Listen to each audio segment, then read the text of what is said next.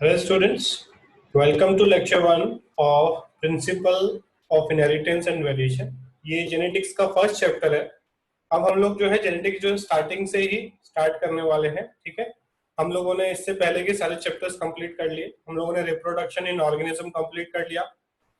उसके बाद हमने रिप्रोडक्शन इन एंजियोस्पर्म कंप्लीट कर लिया, ह्यूमन रिप्रोडक्शन कंप्लीट कर लिया और हमने रिप्रोडक्टिव हेल्थ कंप्लीट कर लिया। इससे पहले कि हमने सारे चैप्टर्स कंप्लीट कर लिए और हमने ह्यूमन हेल्थ वाला यूनिट जो है वो कंप्लीट कर लिया। टोटल हमारे 7 चैप्टर जो है कंप्लीट हो गए। अब जेनेटिक्स में ये 2 चैप्टर है। इस यूनिट में टोटल 3 चैप्टर है, बट जेनेटिक्स में 2 चैप्टर आते हैं। फर्स्ट है हमारा प्रिंसिपल ऑफ इनहेरिटेंस, उसके बाद हम लोग मॉलिक्यूलर इनहेरिटेंस स्टार्ट करेंगे क्योंकि सब जगह ये कॉमन चैप्टर चलने वाला है। ठीक है, तो मॉलिक्यूलर इनहेरिटेंस जो हम इसके बाद स्टार्ट करेंगे, तो आपका जो भी नेक्स्ट टेस्ट होगा उसमें प्रिंसिपल ऑफ इनहेरिटेंस जो चैप्टर है वो उसमें से क्वेश्चंस आएंगे और एक 11th का जो है पोर्शन मोस्टली एनिमल किंगडम जो है, जैसे हम आपने अभी तक जो 11th का पोर्शन दिया है उसमें लिविंग वर्ल्ड, बायोलॉजिकल क्लासिफिकेशन और प्लांट किंगडम हम लोगों ने लास्ट टेस्ट में ले लिया। ठीक है, तो अब जो है हम लोग नेक्स्ट टेस्ट जो हमारा होगा उसमें आधा पोर्शन अप्रोक्स जो है प्रिंसिपल ऑफ इनहेरिटेंस से आएगा और आधा पोर्शन जो है हमारा एनिमल किंगडम से आएगा। ठीक है, तो ये दोनों चैप्टर्स आप अच्छे से कंप्लीट कर लो। रिवीजन वीडियोस में एनिमल किंगडम के आपको डालता रहूंगा। ठीक है, आगे लिविंग वर्ल्ड और बायोलॉजिकल क्लासिफिकेशन की भी डाल दूंगा। ठीक है, तो इसको स्टार्ट करते हैं। ये थोड़ा कॉम्प्लेक्स चैप्टर है, काफी लेंथी चैप्टर है। ठीक है, पहले हमने सोचा था कि इसको हम लोग ऑफलाइन में पढ़ाएंगे, बट अभी चीजें जो है लंबी खिंचती जा रही है। अभी जो है लॉकडाउन खुलने का कुछ समझ में नहीं आ रहा है, इसलिए हम इसको स्टार्ट कर रहे हैं। तो धीरे धीरे मैं पढ़ाऊंगा, बहुत स्लोली हम लोग इस चैप्टर में चलेंगे क्योंकि काफी कॉम्प्लेक्स हो जाता है ये चैप्टर। बहुत सारी चीजें जो है वो एक बार में समझ में नहीं आती, तो उसको बार बार देखिएगा, बार बार पढ़िएगा, तभी समझ में आएगा। ठीक है, तो इस चैप्टर में जो शुरुआत है वो होती है मेंडल्स लॉ ऑफ इनहेरिटेंस। ठीक है, तो मेंडल जो है वो सबसे इंपॉर्टेंट साइंटिस्ट है जेनेटिक्स को लेकर, और इसी की डिस्कवरीज को लेके ये पूरा सब्जेक्ट स्टार्ट हुआ। ठीक है, जेनेटिक्स को स्टार्ट करने वाला यही था। इसी की डिस्कवरीज से आगे ये टॉपिक बढ़ा और जेनेटिक्स एक फुल फ्लैश बायोलॉजी का एक पूरा सब्जेक्ट बन गया। ठीक है, अब जब हम लोग चैप्टर स्टार्ट कर रहे हैं उससे पहले कुछ टर्म्स को हम लोग देख लेते हैं यहाँ पर। जैसे कि genetics, it is study of inheritance, heredity and variation of characters और study of genes and chromosomes। ठीक है, तो inheritance के बारे में स्टडी, heredity के बारे में स्टडी और variation के बारे में, ये 3 इंपॉर्टेंट है। inheritance, ठीक है, heredity and variation, इन तीनों के बारे में स्टडी अगर हम करते हैं एक पर्टिकुलर ऑर्गेनिज्म या पॉपुलेशन, तो उसे हम बोलते हैं जेनेटिक्स। इनहेरिटेंस क्या है? Transmission of characters from parents to progeny, it is the basis of heredity. ठीक है, तो इनहेरिटेंस मतलब जो हम अपने मम्मी पापा से जो कैरेक्टर्स हमारे अंदर आए हैं, दैट इज इनहेरिटेंस, और उस प्रोसेस को हम बोलते हैं हेरिडिटी। ठीक है, बहुत सारे लोग बोलते हैं कि भाई इसकी नाक जो है वो दादी से मिलती है, तो उसको हम लोग बोल देते हैं कि वो हेरिडिटी है। ठीक है, या फिर इसकी ये आदत है। वो बहुत सारी चीजें जो कैरेक्टर्स हम लोग करते हैं वो हेरिडिटरी होते हैं और उसको हम बोलते हैं इनहेरिटेंस, इनहेरिटेंस के थ्रू आए हैं। ठीक है, उसके बाद variation, difference between parents and offspring. But हाँ, अब यहाँ पे जो दूसरी चीज क्या आती है कि सारे के सारे कैरेक्टर्स पूरे के पूरे हम पेरेंट्स से मैच नहीं होते। ठीक है, अगर या फिर चलो मान लो कि मम्मी पापा के आधे आधे कैरेक्टर्स आए, तो फिर हम लोग भाई बहन एकदम क्यों सेम क्यों नहीं है? ठीक है, एक ही कपल के 4 बच्चे हैं तो 4 बच्चे एक जैसे होने चाहिए, चारों के कैरेक्टर सेम होने चाहिए, देखने में भी सेम होने चाहिए। तो इसमें क्या है, इसमें वेरिएशन होता है, हम लोगों ने पढ़ा है सेल डिवीजन में, क्रॉसिंग ओवर की वजह से वेरिएशन होता है। ठीक है, तो ये वेरिएशन के बारे में स्टडी करेंगे हम लोग इस चैप्टर में कि कौन सा वेरिएशन कैसे आता है, क्या इसका बेसिस क्या है, वेरिएशन कम या ज्यादा कैसे होता है। ठीक है, उसके बाद character, A heritable feature among the parents and offspring. ठीक है, अब कोई भी एक कैरेक्टर को हम ले सकते हैं, जैसे आई कलर हो गया, स्किन कलर हो गया। ठीक है, तो उसको हम बोलेंगे एक कैरेक्टर। ठीक है, उसके बाद ट्रेट, ये बहुत इंपॉर्टेंट टर्म्स है, इनको अभी याद कर लेना, फिर आगे जाके कंफ्यूजिंग हो जाएगा नहीं तो। ट्रेट क्या है? Variants of a character. अब हमने कैरेक्टर क्या लिया? आई कलर। अब ट्रेट क्या है? उसके वेरिएशन, मींस ब्राउन आई कलर या ब्लू आई कलर या ब्लैक आई कलर, तो ये हो गया ट्रेट। करेक्टर क्या है? आई कलर। आई कलर करेक्टर है और उसमें जो वेरिएशन है उसको हम बोलते हैं ट्रेट्स। ठीक है, ये कुछ टर्म्स हो गए। आगे चलते हैं। उसके बाद एक टर्म्स आता है अलील। ठीक है, it is alternative form of a gene. और जीन को हम कैसे डिस्क्राइब करेंगे? A particular segment of DNA which performs a specific function. A part of DNA which performs a specific function is called as a gene. ठीक है, अब jeans के alternative form मतलब एक ही जीन के दो अल्टरनेटिव फॉर्म हम बोलेंगे एलील्स। ठीक है, जैसे कि capital T is for tall, small t is for dwarf, are two alleles of a gene for the character of height। ठीक है, तो ये दोनों जीन हाइट के लिए रिस्पॉन्सिबल है, बट इस जीन के दो एलील्स है, मींस वो दो फॉर्म में हो सकती है। अगर वो कैपिटल टी फॉर्म में है तो वो टॉलनेस के लिए रिस्पॉन्सिबल है, और अगर वो स्मॉल टी फॉर्म में है तो वो ड्वार्फनेस के लिए रिस्पॉन्सिबल है। ठीक है, उसके बाद homozygous, the condition in which chromosome pair carry similar alleles of a gene. अगर क्रोमोसोम पेयर है, जैसे यहां पे हम देख रहे हैं क्रोमोसोम पेयर है टी टी, कैपिटल टी, मतलब दो जो है पेयर में वो दोनों सेम है, तो हम बोलेंगे homozygous. Also known as pure line और ट्रू ब्रीडिंग। और होमोजाइगस को हम लोग प्योर लाइन बोलते हैं और इसको ट्रू ब्रीडिंग में भी कंसिडर किया जाता है। ठीक है, तो जब दोनों कैरेक्टर्स यहाँ पर दोनों एलील्स जो है वो सिमिलर होंगी तो उसको हम बोलेंगे homozygous condition, capital Y capital Y. ठीक है, बट अगर मैं कैपिटल वाई और स्मॉल वाई का जो नीचे है, इस कंडीशन को मैं बोलूंगा heterozygous condition, mean different allele जो है वो एक साथ है। ठीक है, तो हेट्रोजाइगस कंडीशन मतलब the condition in which chromosome pair carry dissimilar alleles of a gene. ठीक है, तो कैपिटल टी स्मॉल टी है, कैपिटल वाई स्मॉल वाई, तो ये कहलाएगा हेट्रोजाइगस कंडीशन और ऊपर वाला कहलाएगा होमोजाइगस कंडीशन। ठीक है, उसके बाद dominant character, the character which is express in heterozygous condition it indicate with capital letter. ठीक है, मींस अब जो हमने पहले देखा यहाँ पर कैपिटल टी है स्मॉल टी, अगर मान लो ये हाइट के लिए रिस्पॉन्सिबल है तो जिस भी आदमी के अंदर ये वाला कैरेक्टर होगा वो टॉल होने वाला है। ठीक है, और इसके ऊपर वाला कैपिटल टी इसमें भी वो टॉल होने वाला है। मींस हेट्रोजाइगस कंडीशन में कैपिटल टी ने स्मॉल टी के ऊपर डोमिनेंस दिखाया, स्मॉल टी के इफेक्ट्स को ड्वार्फनेस को नहीं आने दिया। ठीक है, तो कैपिटल टी ने स्मॉल टी के कैरेक्टर्स को बाहर नहीं आने दिया, उसने डोमिनेंस दिखाया और उसी का कैरेक्टर बाहर आया, तो उसको हम बोलेंगे डोमिनेंट कैरेक्टर। और जो स्मॉल टी है वो कहलाएगा रेसेसिव कैरेक्टर, जिसका एक्सप्रेशन डोमिनेंट की वजह से बाहर नहीं आए। ठीक है, तो डोमिनेंट कैरेक्टर को हमेशा हम लोग कैपिटल लेटर से लिखेंगे और रेसेसिव कैरेक्टर को हमेशा हम लोग स्मॉल लेटर में लिखेंगे। ठीक है, उसके बाद phenotype, physical expression of a character. Physical expression मतलब कैसे दिखता है उस कैरेक्टर का। जैसे फिनोटाइप टॉल प्लांट है। ठीक है, अब कैपिटल टी में भी टॉल है और कैपिटल टी स्मॉल टी में भी टॉल है, तो फिनोटाइप दोनों में सेम है, जो दिख रहा है हमें आंखों से वो टॉल दिख रहा है, तो वो फिनोटाइप है। बट जीनोटाइप मतलब कैपिटल टी वो उसका जीनोटाइप है, फिनोटाइप क्या है? Tall. Capital T small T उसका जीनोटाइप है दूसरे प्लांट का, बट फिनोटाइप क्या है? टॉल। मींस दोनों प्लांट का फिनोटाइप सेम है बट जीनोटाइप डिफरेंट है। ठीक है, पहले प्लांट का जीनोटाइप क्या है? Capital T. दूसरे प्लांट का जीनोटाइप क्या है? Capital T small T. Means two different plants of different genotypes can have a similar phenotype. दोनों तो टॉल है, दोनों देखने में तो दोनों टॉल है, बट अंदर से दोनों का जेनेटिक मेकअप अलग है। ठीक है, इसको याद रखना है, क्योंकि इनके जो ऑफस्प्रिंग होंगे, इनके जो बच्चे होंगे, उनमें डिफरेंट फीचर्स आएंगे। कैपिटल टी वाले में कुछ और होगा, कैपिटल टी स्मॉल टी वाले में कुछ और होगा। है तो दोनों टॉल, बट इनहेरिटेंस कुछ और दोनों में अलग अलग तरीके से होगा।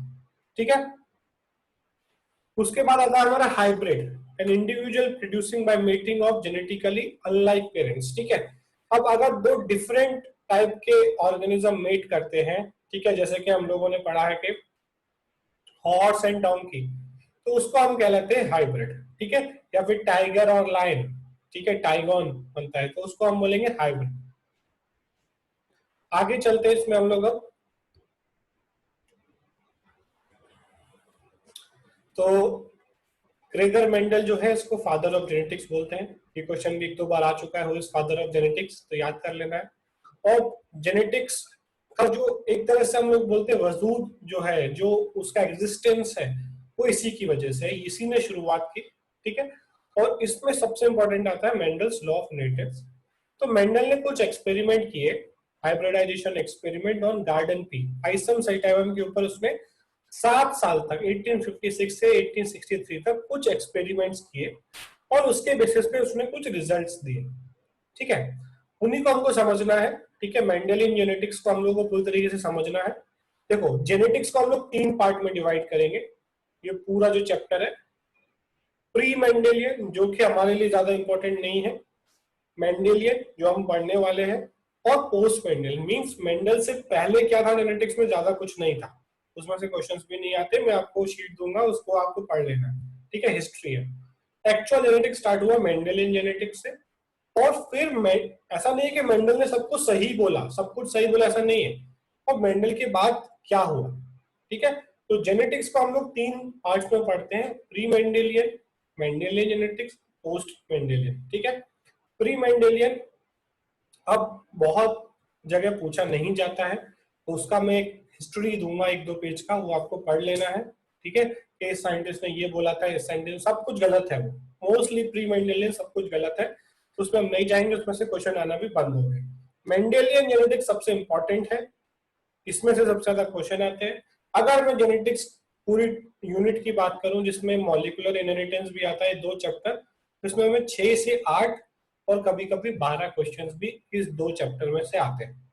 ठीक है, तो 12th के सिलेबस में जेनेटिक्स के 2 चैप्टर और इकोलॉजी के 4 चैप्टर, ये सबसे ज्यादा क्वेश्चंस आने वाले चैप्टर्स हैं, इनको अच्छे से पढ़ लेना है। ठीक है, और समझ लेना है। तो मेंडल ने क्या किया, पाइसम सेटम पे एक्सपेरिमेंट किया।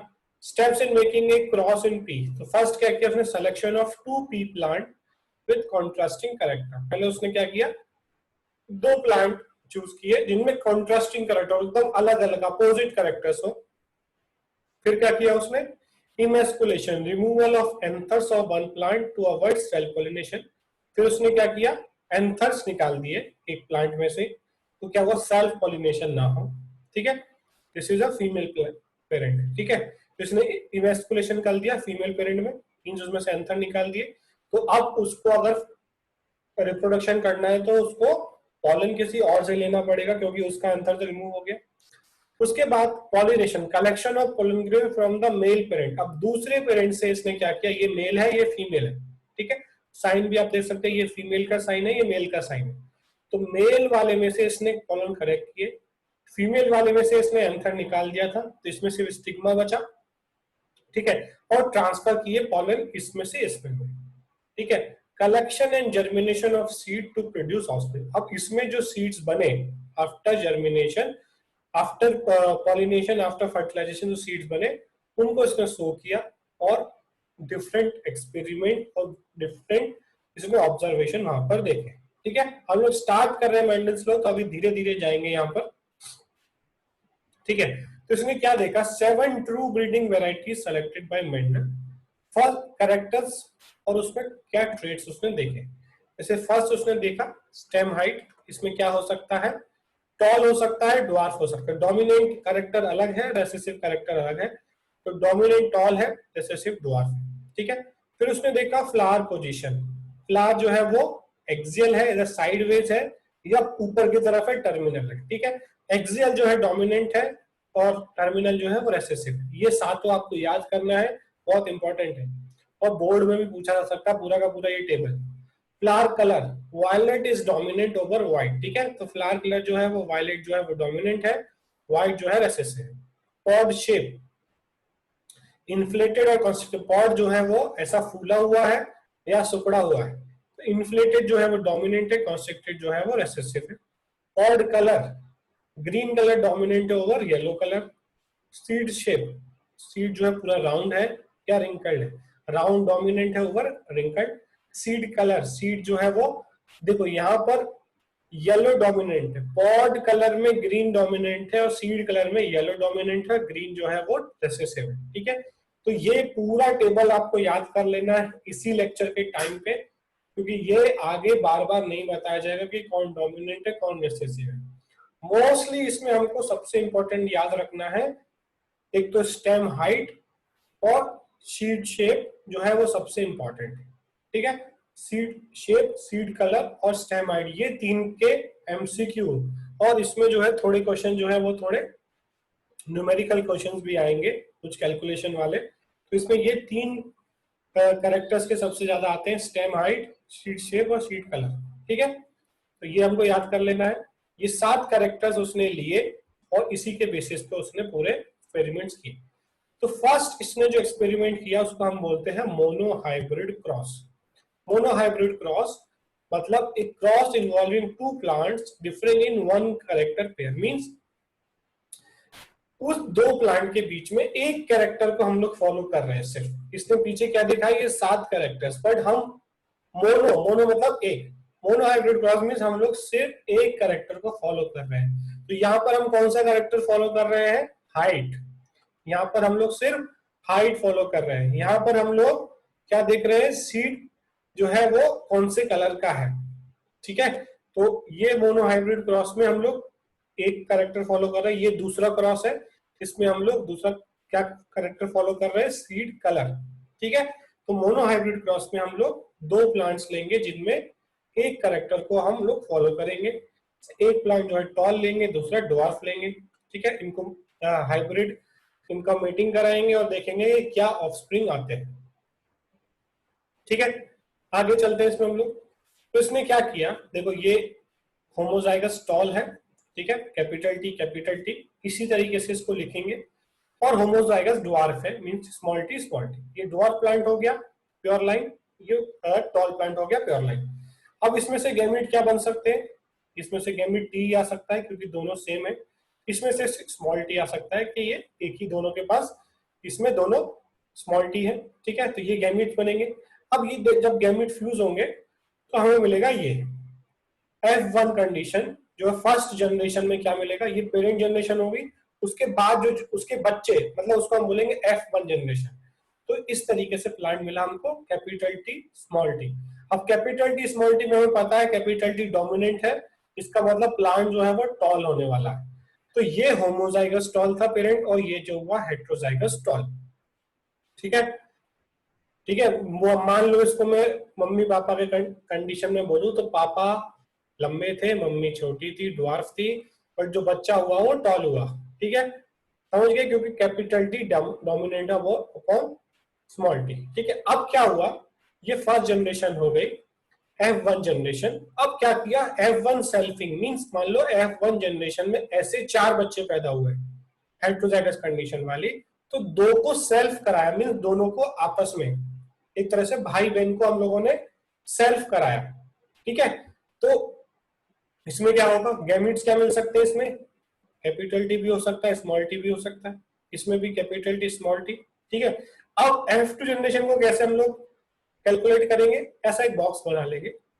एक प्लांट के गैमीट्स ऊपर की तरफ लिख देंगे, एक प्लांट के गैमीट्स नीचे की तरफ लिख देंगे। ठीक है, ये दोनों प्लांट सेम है तो दोनों के गैमीट्स सेम होने वाले। अब इन दोनों को मल्टीप्लाई करो, कैपिटल टी यहाँ पे लिख दो, और उसमें क्या कैरेक्टर आएगा, tall. Capital T small T यहाँ पे लिख दो, कैपिटल टी स्मॉल टी क्या कैरेक्टर आएगा, टॉल। अब यहाँ पर कैपिटल टी स्मॉल टी क्या कैरेक्टर आएगा, टॉल। कैपिटल स्मॉल टी क्या कैरेक्टर आएगा, ड्वार्फ। अब देखो यहाँ पे दोनों पेरेंट्स टॉल थे, यहाँ पे दोनों पेरेंट्स टॉल थे, इनके 4 बच्चे हुए, उसमें 3 टॉल है, एक ड्वार्फ है। ठीक है, तो अगर किसी को कोई बोले कि यार तेरे तो मम्मी पापा दोनों हाइट अच्छी है, तू कैसे छोटा रह गया। ठीक है, ऐसा बोलते हैं ना कि तेरे तो पूरे फैमिली में सबकी हाइट अच्छी है, तू कैसे छोटा रह गया। तो उसको ये क्रॉस बना के बता देना और बोलना ये वाला हूं मैं। ठीक है, ये मम्मी की हाइट, पापा की हाइट, दोनों की हाइट है, दोनों टॉल है, बट ये ड्वार्फ है। ठीक है, क्योंकि ये हेट्रोजाइगस कंडीशन। और यहाँ पर क्या हुआ था, पापा लंबे मम्मी छोटी, या उल्टा बोल लो यार, कुछ भी बोल लो, मम्मी लंबी पापा छोटे, और जो बच्चे हुए वो सारे टॉल होंगे। ठीक है, F1 जनरेशन में सारे के सारे टॉल होंगे, बट F2 जनरेशन में क्या रेशियो आया, 3 टॉल 1 ड्वार्फ, 3:1 का रेशियो आया। इस बॉक्स को हम बोलते हैं पुन्नेट स्क्वायर। ठीक है, ये जो बॉक्स हम बनाते हैं बहुत सिंपल है, क्योंकि हम लोग सिर्फ मोनो हाइब्रिड फॉलो कर रहे हैं। जब हम 2 कैरेक्टर 3 कैरेक्टर को फॉलो करेंगे तो बॉक्स बड़ा होता जाएगा। ठीक है, इतना समझ में आ गया। ठीक है, अब इसमें हम लोग आगे चलते हैं। इसमें तो हमको क्या मिला, यहाँ पर 3 टॉल मिले, 1 ड्वार्फ मिला, मोनो हाइब्रिड जो है फिनोटाइपिक रेशियो, फिनोटाइपिक मतलब जो हमें दिख रहा है। ठीक है, जीनोटाइपिक रेशियो क्या है, कैपिटल टी 1 है, 2 हेट्रोट्राइफिक टॉल है, एक होमोजाइगस टॉल हुआ, एक दो हेट्रोजाइगस टॉल हुए और एक होमोजाइगस ड्वार्फ। तो जीनोटाइपिक रेशियो कुछ और आएगा, 1:1, 1:2:1, और फिनोटाइपिक रेशियो क्या है, 3:1। देखने में 3 टॉल है, बट उन 3 टॉल में भी जीनोटाइपिक अलग अलग है। एक फुल्ली टॉल है कैपिटल टी, और 2 जो है वो हेट्रोजाइगस। ठीक है, तो ये हमारा हो गया इनहेरिटेंस ऑफ वन जीन। ये हम लोगों ने यहाँ पर मोनो हाइब्रिड क्रॉस जो है वो कंप्लीट कर लिया। ठीक है, अब इसके आगे जो हम लोग नेक्स्ट लेक्चर में स्टार्ट करेंगे, तो यहाँ तक हम लोग इस लेक्चर में रखते हैं। इसको ध्यान से आप समझ लो। ठीक है, एनसीईआरटी से भी ये चीज पढ़ लो कि मोनो हाइब्रिड क्रॉस क्या है, उसके पहले जो भी एनसीईआरटी में लिखा है उसको ध्यान से पढ़ लो। ठीक है, फिर हम लोग बाकी जो है नेक्स्ट लेक्चर में स्टार्ट करेंगे। ठीक है, थैंक यू।